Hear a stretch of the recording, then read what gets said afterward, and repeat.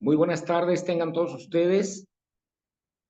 A nombre del clúster de la Fundición, les damos la más cordial bienvenida a este webinar taller, en donde vamos a tratar un tema que durante el tiempo que vaya a suceder nos servirá o queremos que aporte mucho para el ambiente de negocios que hay entre México y el mundo, que es la relocalización o el nearshoring.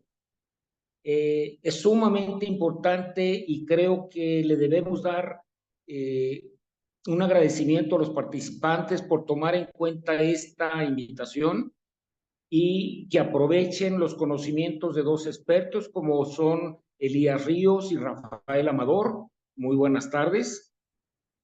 Que representan al capítulo de Occidente de la AMPI y que creo que son los expertos para decirnos cómo podemos cubrir y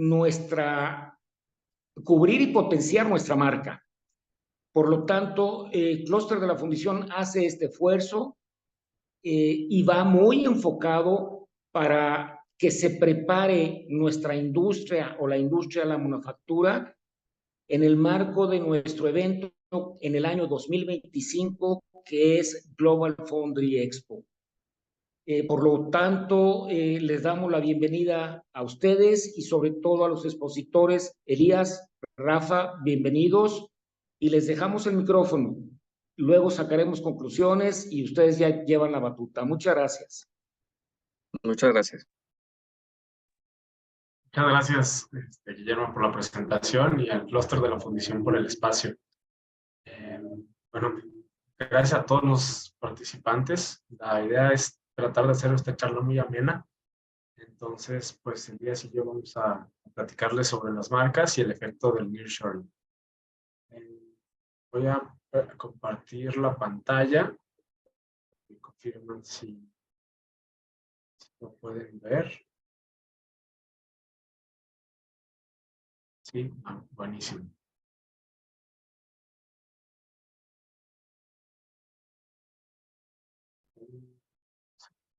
Y ahí se movió la presentación. Sí se movió. Sí. Bueno, primero que nada, pues presentarnos. Presento a Elías Ríos. Él es socio en el despacho Pila Abogados. Es especialista en temas de propiedad intelectual y derecho corporativo.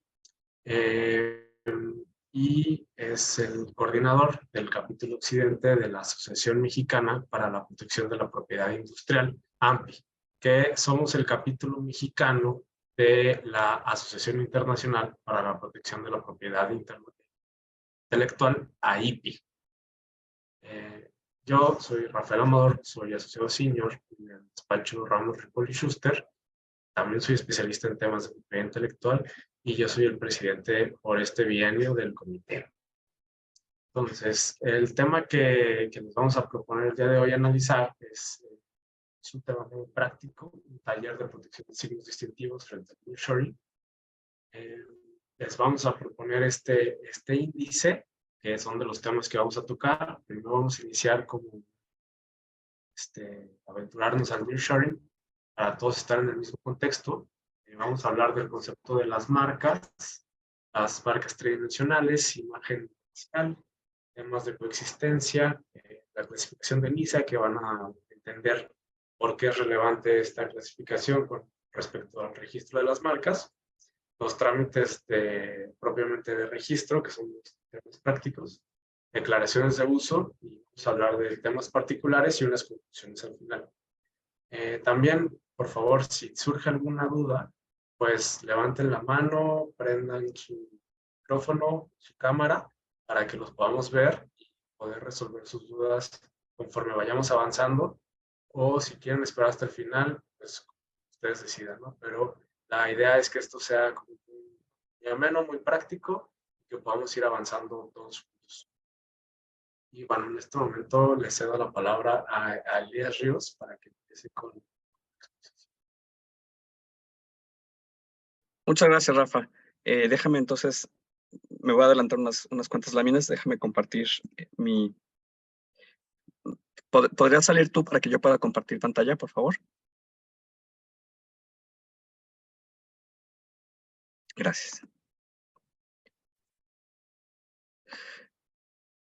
Bueno, primero que nada, pues nuevamente el agradecimiento al clúster por la invitación. La verdad es que siempre estos temas son interesantes precisamente porque no hay precedentes, ¿no? Porque hay muy poco en la mesa, y la verdad es que lo que vamos haciendo juntos, la industria y pues las personas que vemos todo el marco legal, se va conjuntando para ir armando poco a poco el andamiaje de cómo van funcionando estos procesos. Entonces, digo, sin querer adelantarme a los temas, creo que hay 2 o 3 reflexiones importantes que yo quisiera compartir con ustedes. Y la primera, que tiene que ver con un contexto histórico legal. O sea, al final de la historia, México es un país que tradicionalmente se ha caracterizado por ser una gran ventaja debido a su posición estratégica. Y vaya, por supuesto me refiero al ámbito geográfico, pero también al ámbito económico.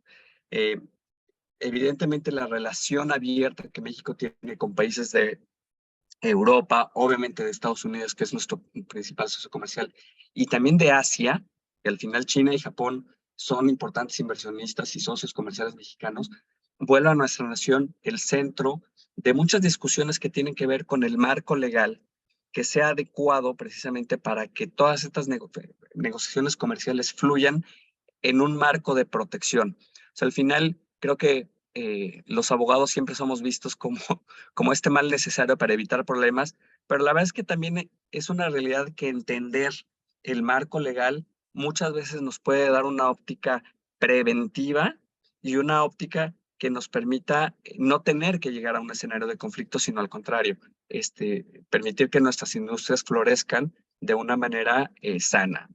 Entonces, mi primera reflexión en ese sentido era, tiene que ver con, a ver, el nearshoring tiene que ver con la oportunidad que tiene el titular de una marca, de un producto que ya está posicionado en el mercado, que busca posicionarse en el mercado, y de trasladar las condiciones de operación y de fabricación a otros lugares. Digo, creo que ese concepto, a muy grosso modo, lo tenemos más o menos claro.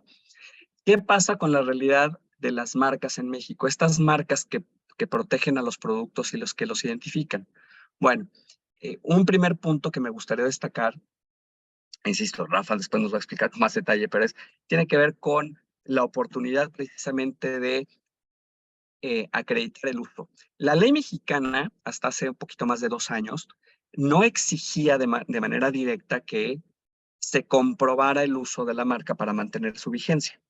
¿Y esto qué generaba en años anteriores? Que pudiera haber marcas ociosas, como se le llamaban, porque estaban registradas, pero probablemente los titulares, por cualquier razón, no las usaban y estaban obstaculizando el mercado. Entonces, en este contexto que les platicaba de que México se vuelve un centro importante para las otras naciones, adquiere una serie de compromisos internacionales para adecuar su legislación a las prácticas internacionales. Y una de estas prácticas internacionales sanas para mantener el mercado de marcas activo tiene que ver con condicionar la vigencia del registro de la marca a que su titular demuestre que efectivamente le está usando, lo cual tiene que ver con un ganar-ganar, porque evidentemente el titular de la marca demuestra que tiene interés sobre ella, y al ecosistema de propiedad industrial le permite saber que ese signo distintivo que identifica un producto claramente está en el comercio siendo funcional, que no es una herramienta de bloqueo simplemente de ornato, sino que está siendo funcional. Y entonces, hace 2 años, cuando entra en vigor la nueva ley de propiedad industrial, este escenario cambia y ahora sí se le exige al titular de la marca que acredite el uso para que pueda mantener el registro. ¿Cómo se conecta este tema con el nearshoring? Bueno, no son pocos los casos, y sobre todo con países como México, que tenemos una industria de fabricación de de todos los bienes que intervienen en el proceso de manufactura de un producto hasta su resultado final, que no necesariamente van a ser comercializados en México. Es decir, podemos tener una empresa de nacionalidad estadounidense que fabrique sus productos en México para su comercialización en Alemania, por ejemplo. Bueno, y esos productos en muchos casos no tienen campo de comercialización en territorio nacional. Bueno, lo que pasaba anteriormente es que teníamos que remitirnos al reglamento de la Ley de la Propiedad Industrial, donde hacía una derivación de qué es lo que se entendía por uso de una marca. Y entre otros supuestos, establecía claramente que los productos que son fabricados en territorio nacional, que no se comercializan en México, pero que estuvieran destinados a la exportación, sí incurren en este supuesto de uso. Entonces, frente al nearshoring, ¿cuál es la primera gran conclusión que tenemos? Que es un marco legal que sí nos permitirá tener una protección vía la comprobación del uso en términos de este artículo 62. Entonces, ese es como el gran primer punto que vale la pena subrayar respecto de esta nueva realidad que estamos enfrentando. Ahora, claramente, en estas relaciones, en la gran mayoría, intervienen terceros, que muchas veces son las empresas locales mexicanas que intervienen en este proceso de manufactura. Y aquí hago un paréntesis. A ver, el punto con las marcas, que también Rafa lo va a detallar más adelante, pero el punto es que México tiene un sistema de carácter registral. ¿Qué quiere decir esto en pocas palabras? Quiere decir que en México sí se puede usar un signo distintivo, sí se reconoce la existencia de una marca, pero ojo, la única forma de garantizar el derecho al uso exclusivo sobre esta es teniendo un registro de marca. Es decir, hay un instituto, se llama Instituto Mexicano de la Propiedad Industrial, que es una autoridad descentralizada de la Secretaría de Economía, que tiene la autoridad para registrar las marcas y conceder el certificado de registro, el título en favor de quien lo acredite y así lo justifique. Esto parece una obviedad, pero vale la pena tocarlo porque muchas veces en la industria tenemos falsas concepciones, digo, y pueden ser bien intencionadas, pero al final erróneas, de que existen marcas mundiales, ¿no? O de que teniendo el nombre de dominio ya tengo la marca. O sea, hay que distinguir muy bien que para efectos de la ley mexicana y de las autoridades mexicanas, el sistema registral implica que solamente la persona que tiene el registro tiene este derecho al uso exclusivo. Solo como ejemplo comparativo, esto es contrario a lo que pasa en Estados Unidos. O sea, en Estados Unidos el sistema es distinto. Obviamente también tienen un registro ante la Oficina de Patentes y Marcas de Estados Unidos, la USPTO, pero allá privilegian el uso. Entonces, digo, esto solamente como marco de referencia. En Estados Unidos es muy sencillo, hay de dos sopas. Ya estás usando la marca, muy bien, compruébamelo y te doy el registro. O si no la has usado, necesito que tengas la intención de usarla en un periodo de 6 meses y que me lo demuestres. Si no demuestras esta intención, evidentemente una solicitud que se hubiera presentado no maduraría en registro. Entonces, ¿por qué es importante tener esto en mente? Porque evidentemente cuando hablamos de comercio internacional, puede ser que la fuente o el origen de este producto sea un país con un sistema registral distinto del que tenemos en México, y entonces ahí tendremos que conjugar y hacer lidiar la idiosincrasia de nuestros clientes o de nuestros socios comerciales para que ellos comprendan la necesidad de la importancia de que en México se obtengan los registros de marca. Paso número 1. Ahora, paso número 2. En beneficio de las personas que manufacturan en México o que van a ser responsables de esta producción de partes o de productos terminados para su exportación, evidentemente la existencia de un documento donde se les autorice a hacerlo, precisamente a fabricar el producto y a ostentar una marca, le va a brindar certidumbre. Y entonces se hace una relación simbiótica muy positiva, por el cual, existiendo un documento que se inscriba ante el INPI, es decir, que se le demuestre a la autoridad que la persona que fabrica el componente o el artículo mexicano está autorizado por el titular, bueno, pues evidentemente está actuando en un marco de legalidad en un marco de permiso conforme a la ley que permitirá que este producto sea lícito. Y de cara a cualquier tercero, evidentemente, evitará cualquier duda o cualquier margen de controversia, precisamente porque se demostraría que existe un registro marcario, que existe un contrato de licencia y que existe una inscripción que completa esta cadena de autorización entre el titular de la marca y aquella persona que fabrica directamente el producto. Una siguiente reflexión, siguiendo en esta misma línea de ideas, tiene que ver con el otro lado de la moneda, la prevención de una contingencia. ¿Qué pasa? Y aquí como abogado del diablo, pero ¿qué pasa si no se registra la marca? ¿Qué pasa si no existe el contrato de licencia? ¿Qué pasa si no se inscribe un contrato de licencia? Bueno, pues a ver, como la ley mexicana parte de este principio registral, evidentemente quien no tenga registrada la marca no necesariamente tiene el derecho al uso exclusivo, que sería como la fase más light. Pero el siguiente escenario es que evidentemente habrá potenciales competidores que tengan marcas similares y que ante la incursión de un producto similar, de bueno o de mala fe, esa es otra historia, pero ante la incursión en el comercio de un producto similar, vean disminuida su participación en el mercado, evidentemente tendrán elementos para suponer que hay una competencia desleal. Y esta competencia desleal es sancionada por la misma ley en México, la Ley Federal de Protección a la Propiedad Industrial, que establece un catálogo de conductas que se consideran infracciones. Bueno, evidentemente lo más lógico o lo más común para el ciudadano de a pie es lo que conocemos como el fenómeno de la piratería, ¿no? O sea, al final, tener un producto que nosotros creemos de una marca, pero que no lo es, o que es de una inferior calidad y que nos confundimos tratando de adquirir, bueno, pues esa digamos que es la piratería de a pie, de supermercado. Pero evidentemente, hablando de temas de exportación y de comercio internacional, este problema se vuelve mucho más complejo.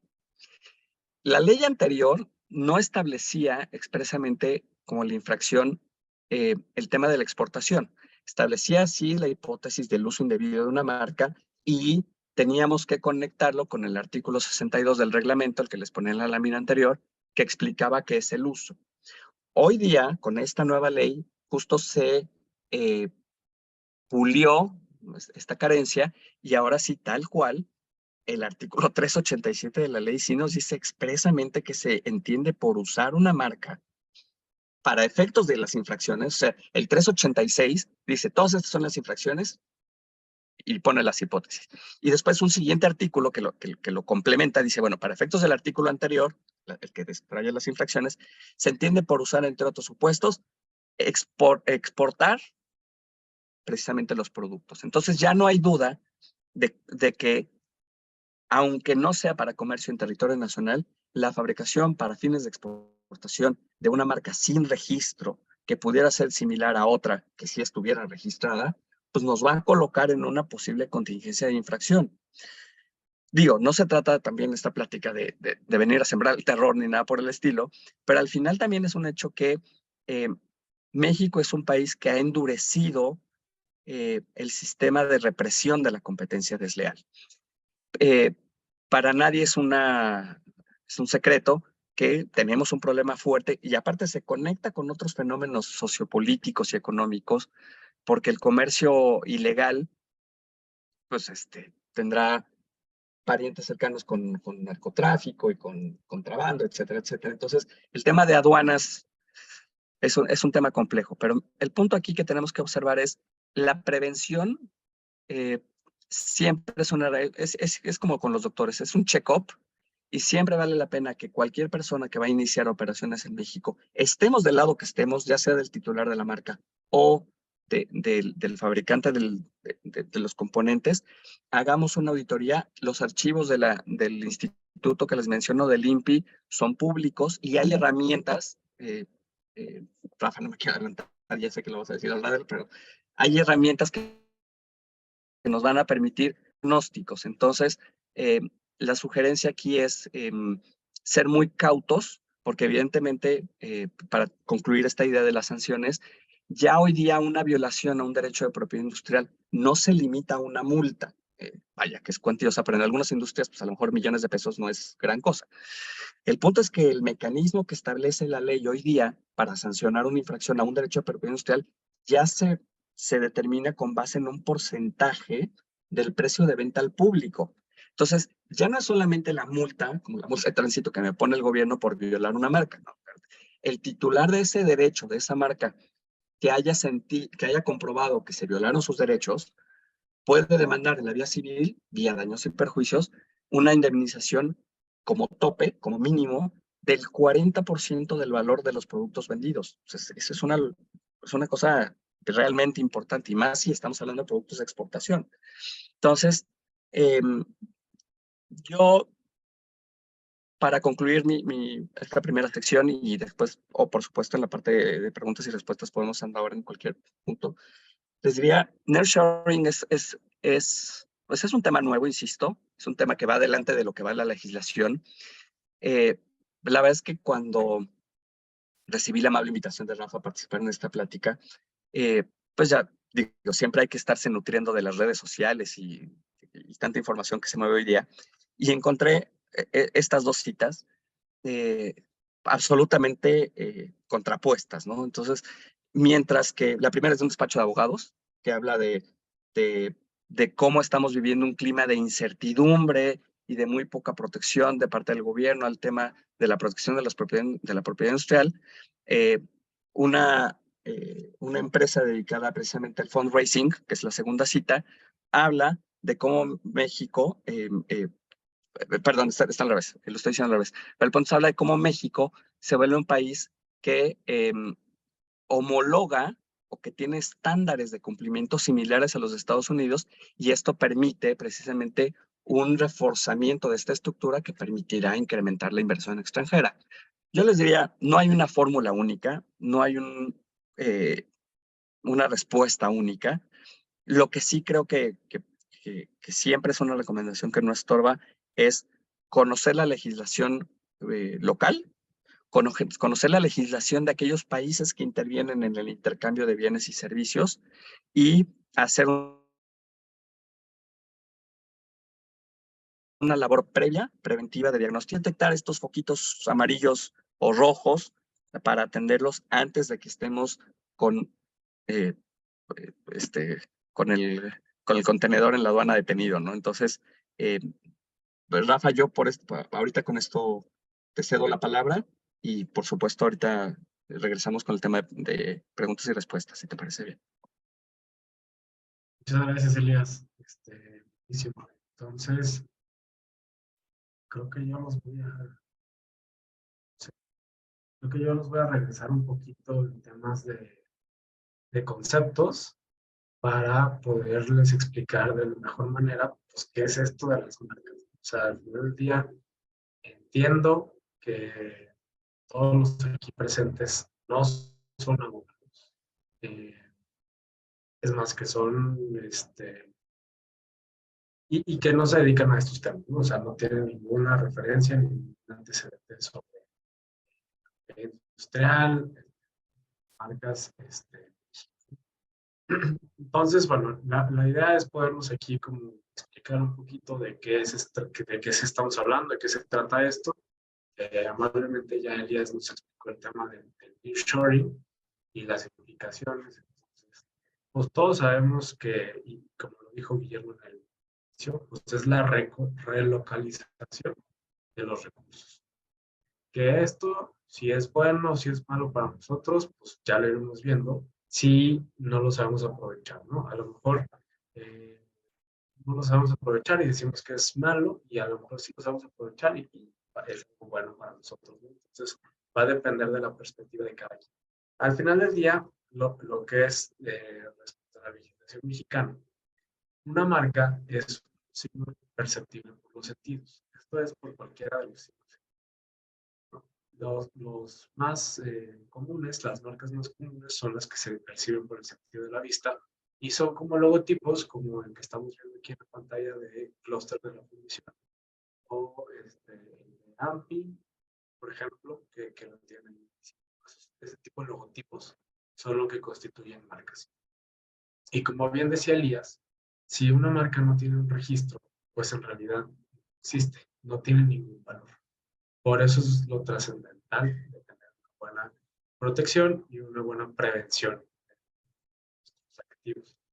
Una marca es un activo intangible, es tener una casa o tener una fábrica, ¿no? Al final del día, si no tienes las escrituras o si la casa no está a tu nombre, no es tuya, ¿no? Entonces, la estaríamos rentando, como también se pueden rentar las marcas, se pueden licenciar, se puede autorizar el uso gratuito o a veces de manera onerosa. Nosotros como manufactureros, pues a lo mejor tenemos mucho ese acercamiento con otras marcas de terceros, ¿no? Pero ¿cuántas veces, como decía Elías, sabemos si está registrado o no? Pues bueno, es muy fácil, con los recursos que hoy en día tiene el INPI, de poder determinar estas cuestiones.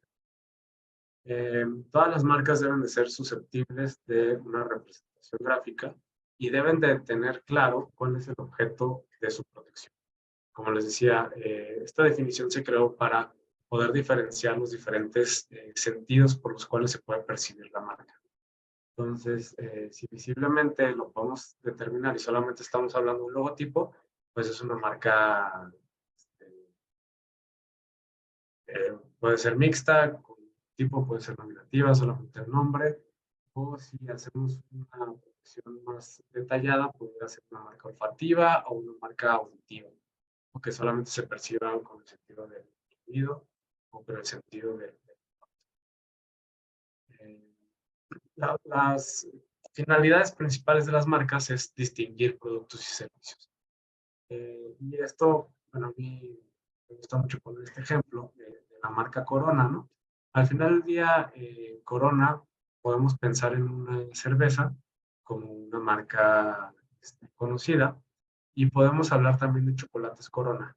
También es una marca de jabones adicionalmente, y estas tres empresas no tienen nada que ver entre sí.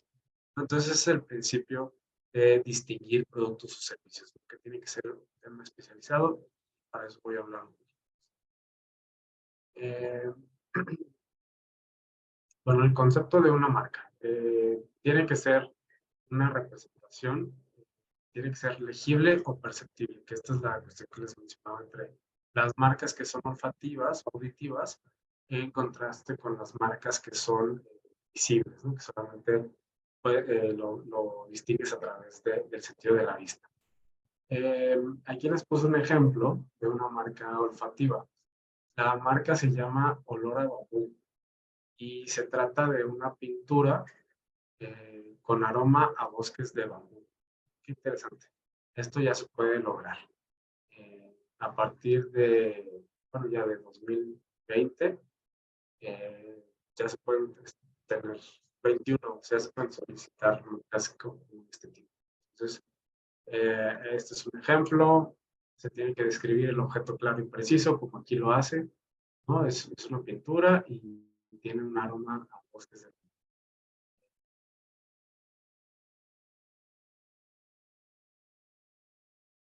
Aquí les tengo otro ejemplo. Esta es una marca tridimensional, que son las marcas que exceden de las 2 dimensiones. Pueden ser botellas, que es lo más común, ¿verdad?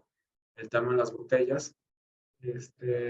Y también es bastante relevante porque hay varias empresas que se dedican a hacer negocio de las botellas de vidrio. Sabemos que está por los cielos en estos momentos. Los tequileros tienen muchísimos problemas para adquirir sus bienes más importantes, que es el envase. El envase de vidrio está escaseando. Y o sea, a ver si sabíamos que se puede registrar como una marca, ¿no? O sea, si tiene una distinción especial, como este que les estoy enseñando, la botella de Don Julio, que tiene unas formas muy alejadas de las tradicionales, puede ser elegible inclusive como una marca propiamente el envase, ¿no? ¿Y qué es lo que protege esta marca? Esta marca protege bebidas alcohólicas. Entonces ahí se tiene pues una especialización de lo que se está protegiendo. En esta marca que visiblemente es una forma tridimensional que excede de las 3 dimensiones. También puede ser una imagen comercial, ¿no? La imagen comercial son todos los elementos característicos que envuelven un producto o un servicio sin que sean propiamente el signo distintivo o el nombre de la marca, digamos, ¿no? Aquí, por ejemplo, es este empaque. Esta marca, además de que podamos verla como marca tridimensional, es una marca de imagen comercial, porque tiene todos los elementos característicos que distinguen a la empresa. No es propiamente una botella per se, sino que es todos los elementos que distinguen a la marca. Y, por ejemplo, aquí lo podemos ver en la descripción de la marca, ¿no? Consiste en una botella de vidrio negra para mezcal, con diseño de cabeza de jaguar y con un etiquetado lateral negro, un etiquetado en la parte inferior y un etiquetado en la parte superior y en la parte trasera. Entonces, todos esos elementos pueden ser apropiados por una empresa como una imagen, sin que sean propiamente la marca. Ahora, como hablaba Elías, hay ciertos riesgos que podemos evitarnos o que podemos, pues sí, sobre todo evitar, ¿no? Que si queremos registrar nuestra marca, que después nos encontremos con que haya una marca ya registrada, que sea de un tercero, donde estemos invadiendo los derechos de otro titular. O que sin saberlo estemos fabricando productos que no son los autorizados por el titular de la marca en un país tercero. Un ejemplo que pudiéramos hacer para evitar este tema en el caso de que nuestra marca estuviera, digamos, ocupada o que fuera muy parecida a otra ya registrada, son los convenios de coexistencia. Que esto se permite también desde hace no más de 3 años. El INPI ya permite que haya coexistencias de las marcas similares. Antes de 2020 y hasta después de 1992 no lo permitía el INPI, no permitía que hubiera marcas similares que protegieran productos o servicios muy parecidos. No quiero decir idénticos porque eso no es posible, pero que sean muy parecidos.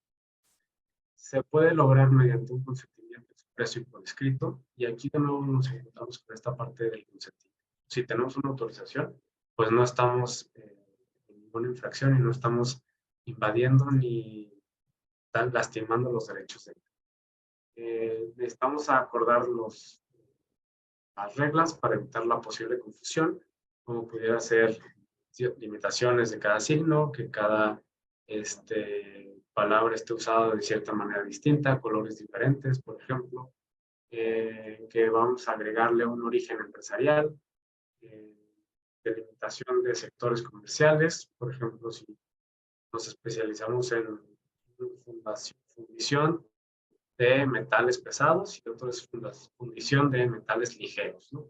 A lo mejor eso pudiera aportar una distinción en el registro de la marca. Y además podemos acordar cualquier otro elemento que sea necesario o relevante para poder lograr una pacífica coexistencia entre los titulares de dos marcas que son cercanas, ¿no? Que son similares.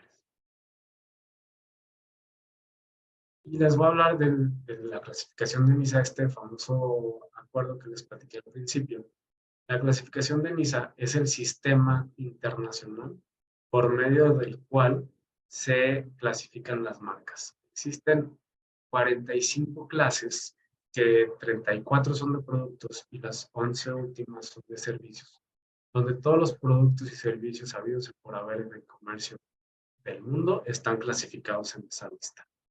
La clasificación vigente es la clasificación de NISA número 2, versión 2023.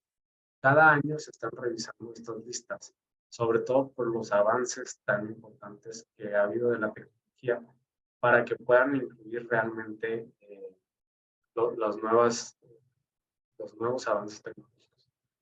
Les voy a poner un ejemplo, la inteligencia artificial. Hasta el año pasado el ChatGPT no existía. Entonces no había una clasificación en la lista de NISA que nos dijera dónde podríamos registrar una marca para inteligencia artificial de manera concreta, ¿no? Que te dijera un chatbot de inteligencia artificial para resolverte tus dudas. No existía. Entonces, a finales de cada año, hacen esta revisión y hacen inclusiones para que no haya dudas en qué clase de la clasificación de NISA debe estar ese producto o ese servicio que es novedoso. Cada entre 5 y 10 años sacan una completa nueva clasificación, ¿no? Que sería digamos, la NISA 13, saldría que en 2 años más, ¿no? Entonces, cada año se va actualizando esta revisión. Y aparte, hay una lista alfabética por país, ¿no? Cada país, dependiendo de su idiosincrasia, tiene ciertos productos o servicios particulares que no tienen otros países. Por ejemplo, taquitos de chicharrón en México, quesadillas, o sea, este tipo de comidas que es muy mexicano, muy local. Ahorita estaba viendo un tema de molcajetes, por ejemplo. Aunque hay molcajetes en varias culturas de Latinoamérica, pues no todos son iguales. Entonces, el INPI tiene una clasificación especial, ¿no? Por ejemplo, como esto es una clasificación internacional, pues en inglés no existe molcajete. Los países de habla inglesa no tienen molcajete, ¿no? Entonces, es un ejemplo de palabras específicas que están en una lista específica. Y es importante comentarles que en México solamente se permite el registro uniclase. Es decir, si hiciéramos varios productos, por ejemplo, si hiciéramos servicios de fundición, transformamos y además comercializamos ese resultado final y además prestamos servicios para terceros de consultoría empresarial, pues bueno, son 3 servicios que se clasifican en diferentes clasificaciones de NISA y entonces tendríamos que tener nuestra marca protegida en las 3 clases. Cada registro de marca en cada clase implica un derecho distinto. También implica un trámite distinto y una protección distinta. Entonces, por eso es muy importante tener este tema de la clasificación de NISA en cuenta. Y hablando un poquito sobre el trámite de registro, hay 2 maneras principales para obtener un registro de marca, con la finalidad de darle valor a su registro. La forma tradicional y la forma en línea. En tradicional se llena una solicitud en papel, se hace un pago en el banco, se hace la publicación de la solicitud, se le da seguimiento al trámite y después de 4 a 6 meses el INPI te resuelve, si te va bien, con un título de marca. Todos los títulos ahorita ya son electrónicos. Entonces, lo emite en una gaceta y te da a conocer el resultado en tiempo aproximado. Si no tuviste ningún inconveniente, por ejemplo, esto que mencionas, que hubiera alguna marca similar, que pudiera traer algún retraso en el registro solicitado. Y la otra forma es el trámite en línea. La verdad es que este trámite en línea sí representa ciertas ventajas en cuanto a tiempo y costos. Tienen en el costo de los derechos un descuento del 10% y como después de la pandemia casi todos los examinadores del INPI trabajan desde su casa, pues es más fácil para ellos recibir las comunicaciones de manera electrónica que esperar a que les llegue un papel o que vayan a la oficina a recogerlo. Un tema muy relevante es que el INPI es una oficina centralizada. Opera 100% en la Ciudad de México. Y hay 5 oficinas de representación al interior de la República. Aquí en Guadalajara tenemos una. Pero en realidad son oficinas de correspondencia. Las personas que trabajan en las oficinas regionales no atienden trámites. Entonces, simplemente reciben papelería y la envían a México para que sea resuelta por los exámenes. Entonces, es un tema muy importante y en la parte en línea, pues la verdad es que nos da muchísimas ventajas a todos los que no vivimos en la Ciudad de México. El pago se puede hacer mediante bueno, en electrónico, con tarjeta de débito o crédito, y tiene una ventaja menor, como ya les decía, en el tiempo. Y al final del día te dan tu certificado electrónico que tiene el mismo valor que el certificado en papel que antes se emitía. Un tema muy importante es la vigencia. A partir de que se te otorga el registro de una marca, tienes 10 años de vigencia. Solamente aplica en México. El registro de las marcas es territorial, es por país, y todos están sujetos a, casi todos los países están en la misma temporalidad, 10 años desde su registro. Esto es un tema ya muy homologado. Y se pueden renovar por cuantas veces sea necesario. Hay que tener cuidado porque, como decía Elías, pues también están sujetas a la caducidad. Si no usamos una marca durante 3 años, que se entiende que son marcas ociosas, perdón, pudiéramos perder su registro.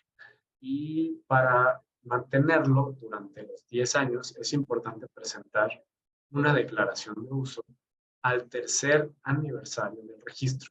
Una vez que obtuvimos el registro, 3 años, tenemos 3 meses, 3 años para presentar la declaración de uso. Si no la presentamos, se pierde el registro de la marca. Esto es para todas las marcas que se otorgaron a partir del 10 de agosto de 2018. Entonces hay que tenerlo en cuenta. Si tenemos ya alguna marca registrada, poder validar que sí está, que sigue vigente por haberse presentado la declaración de uso.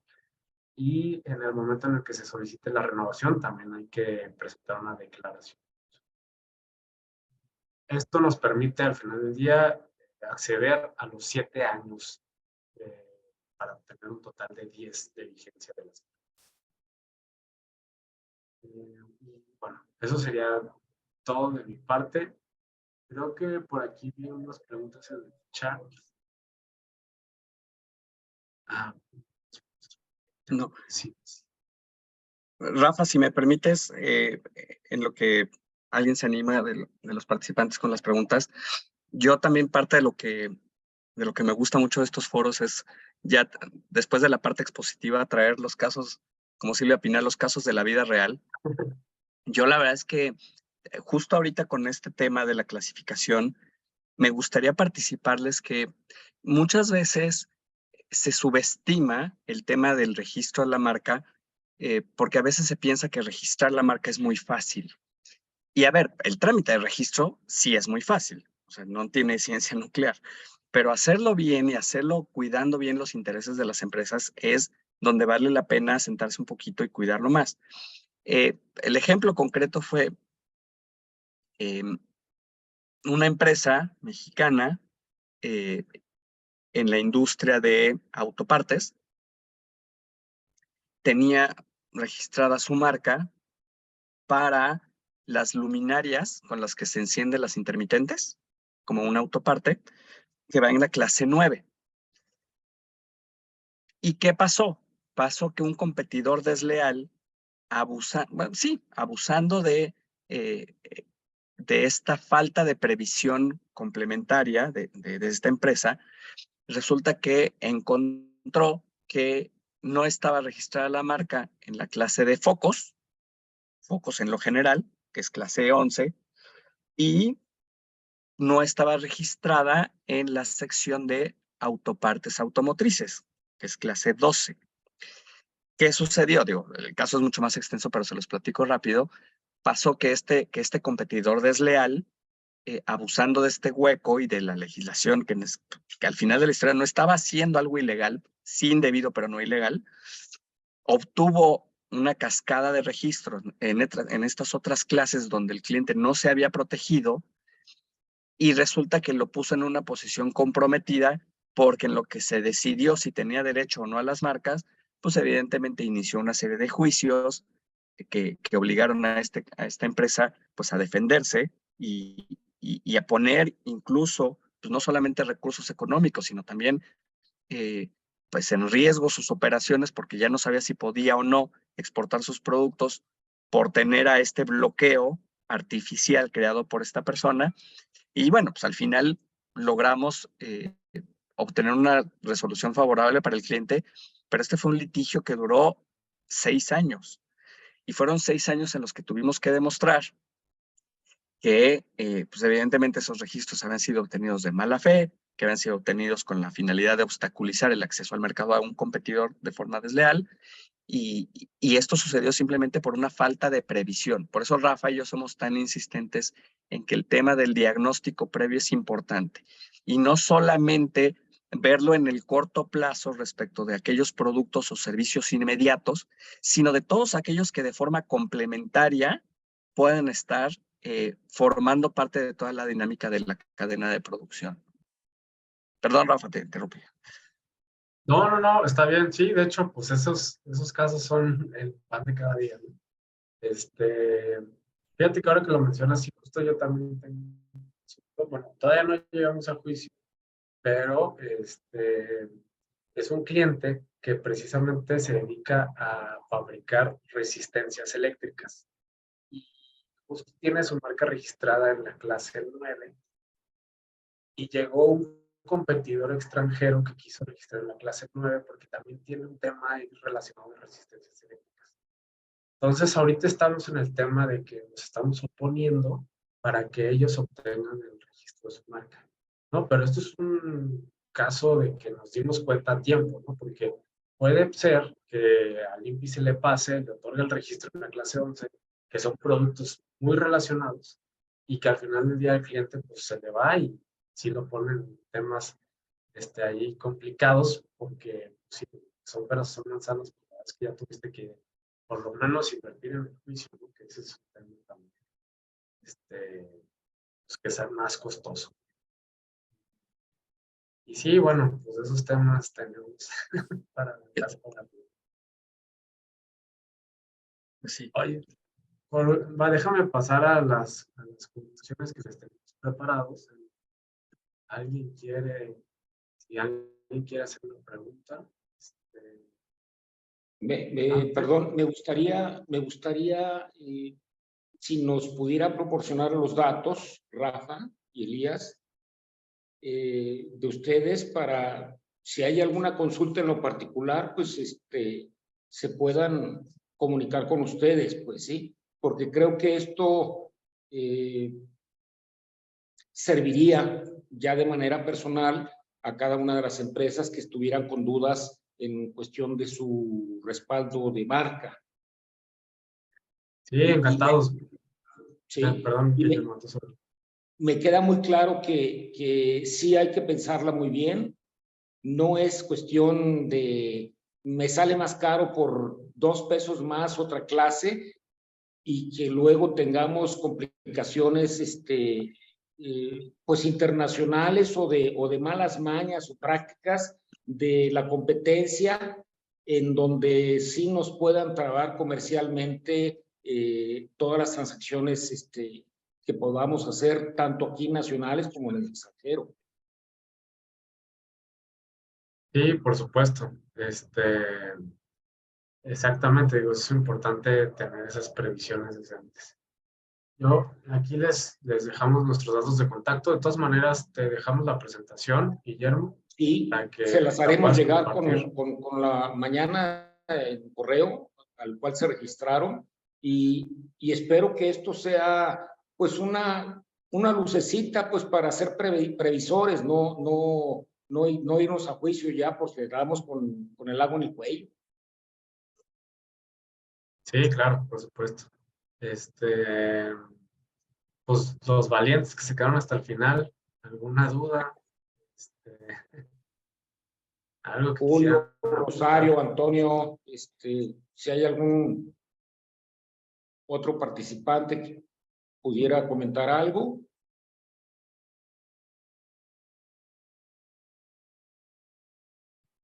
Bueno. No, ahorita nada, ninguna duda. Gracias. Sí, gracias, Antonio. Gracias. Yo ya tiene su marca registrada.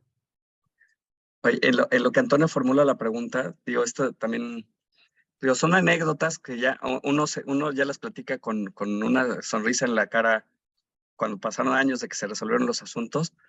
Digo, no les voy a decir las marcas, pero ya se podrán imaginar cuáles son.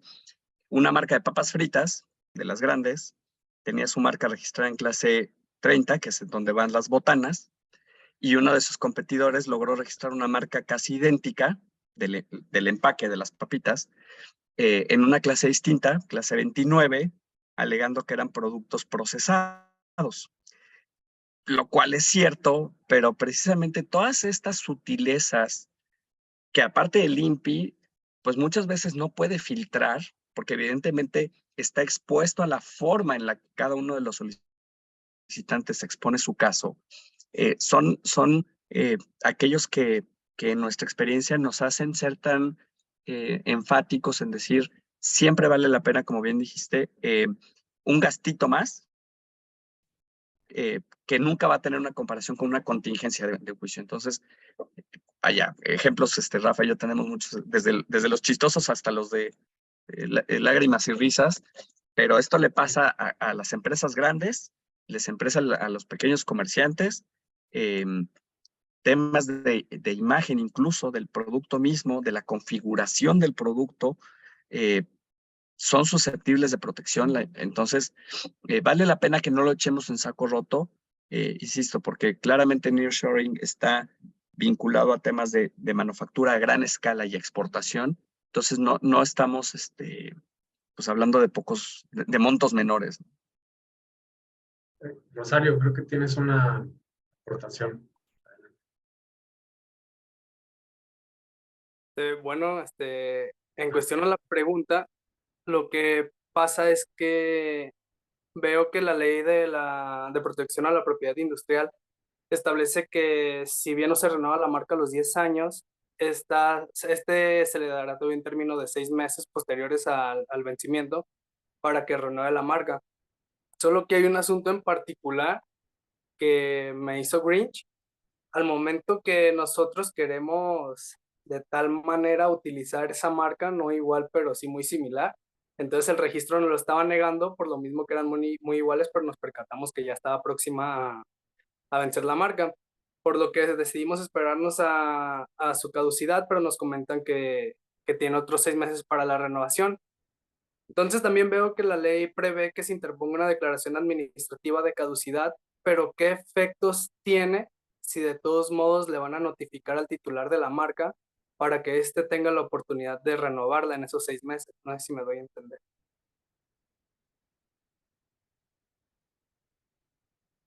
Rafa, si gustas. Bueno, fíjate que ese es un tema muy interesante, Antonio.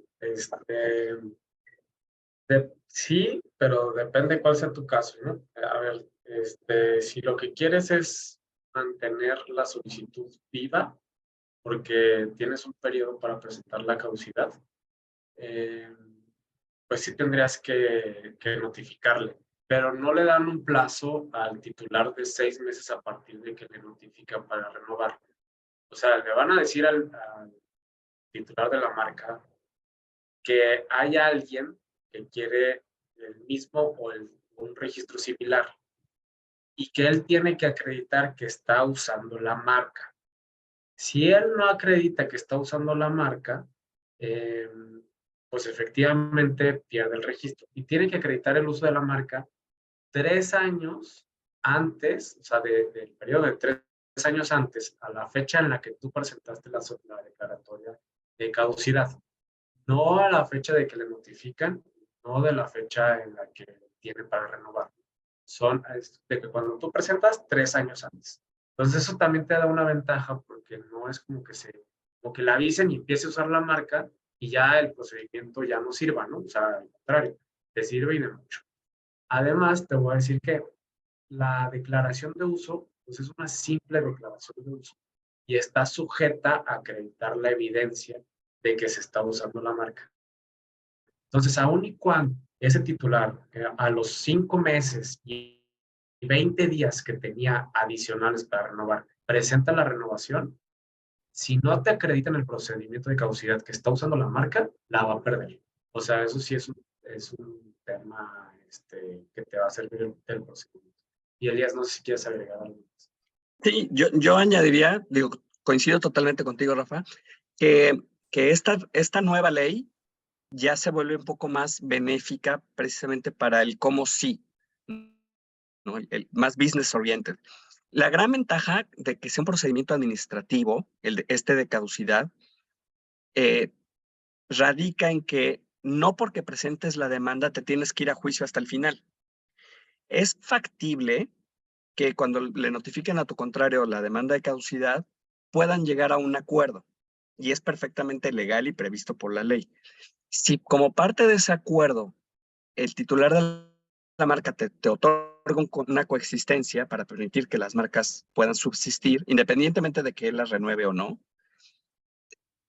te permite al final madurar tu registro y evitarte todos los gastos y todo el tiempo y toda la incertidumbre que implica un litigio. Entonces, sí, es latoso, hay que verlo, pero al final, como dijo bien Rafa, la fecha crítica de presentación de la demanda es el parteaguas que te va a permitir determinar cuál será el mejor curso de acción. Perfecto, muchas gracias. No, hombre, con gusto. Rosario, que tenías la mano levantada desde hace rato.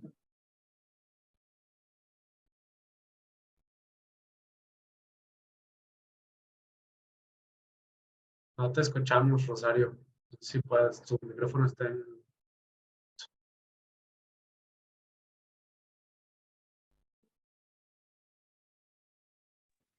A ver, ahí ya me escuchan. Ya te escuchamos. ¿Qué tal? Muy buenas tardes a todos. Los saludo muy brevemente. Miren, yo trabajo en Cibanco, es un banco de divisas, compra y venta.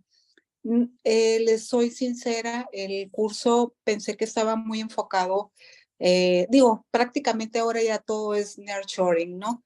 Pero pensé que era muy dirigido a eso y me encuentro con esta muy agradable sorpresa sobre prácticamente estamos hablando de un registro de marcas.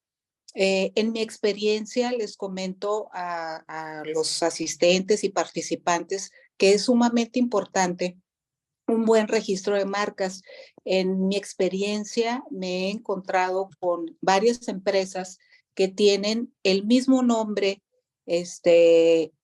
no sé si lo hagan curiosamente como un símbolo que a su vez los puede fortalecer utilizando un nombre que a veces es un nombre comercial y que no es ni siquiera el nombre de su empresa, etcétera, pero hay similitudes. Entonces, pues yo sí les diría que definitivamente un despacho, me imagino como el de ustedes, pues que se dedican a llevar este tipo de asesoría, es muy importante esto, porque sí me he encontrado con varias empresas que inclusive comparten el mismo nombre y lo único que los hace diferentes es ahora sí que su RFC, su año de constitución o su mes de constitución. Hay infinidad de sucesos de empresas que hacen eso, ¿no? Solamente quería acotar y estoy a sus órdenes. Personalmente yo llevo en la banca, inicié desde 1993 más o menos. En varios bancos he estado a lo largo de mi vida profesional. Actualmente en Cibanco tengo 7 años. Estoy a sus órdenes para lo que se les puede ofrecer con nuestros mejores tipos de cambio del mercado. Muchas gracias, Rosario. Y Gracias. también Sí, el último perdón, por último, en cuanto al nearshoring, precisamente una de las empresas maquiladoras a las cuales yo atiendo, es una empresa muy grande aquí en Tijuana, Baja California, son más de 4,000 empleados, y se dio cuando el suceso de la pandemia, se quedaron sin insumos, entonces sus insumos venían de China. Obviamente era un conflicto y les estoy, hoy en día está muy de boga este término y se nos abrieron las puertas, pero realmente esto empieza, o personalmente a mí me sucedió en la experiencia con esta maquiladora bastante grande y algunas otras también que iniciaron este nuevo proceso y entonces iniciaron ya para que todo se llevara a cabo desde, ya había fabricación, pero se viene utilizando el nearshoring desde hace tiempo realmente. Gracias, Rosario. Todo. Gracias. Que tengan buena tarde. Muy amable. Muy amable, gracias, Rosario. Gracias. Bien, ¿les parece dar por concluida esta sesión? Y Pues sí, sí. agradecer- No, hombre, gracias a ustedes por la invitación, de verdad, muy privilegiados. Miren, el tiempo de estas sesiones es muy limitado para lo extenso del tema. Sin embargo, Clúster de la Fundición, con la visión de nuestro evento para el año 2025 de Global Foundry, aquí en Guadalajara, es un tema industrial, una exposición internacional. Estamos haciendo este tipo de actividades para ir preparando o ir aclarando más las posturas de nuestras marcas y nuestro posicionamiento ante nuestro mercado nacional e internacional. Procuraremos la próxima organizar otro tema y bajarlo todavía más con más aplicaciones no tanto tan técnicas y no asustonas, sino qué pasaría si y qué ha pasado por esto. Pero bien agradecidos con AMPI. Rafa, muchísimas gracias. Elías, muchas gracias. Y a los asistentes, un agradecimiento muy especial. Damos por terminado entonces esta sesión. Muchas gracias. Que tengan muy Muchas buena tarde. gracias, Gracias. Guillermo. Gracias a todos. Encantado. Hasta luego. Gracias por el espacio.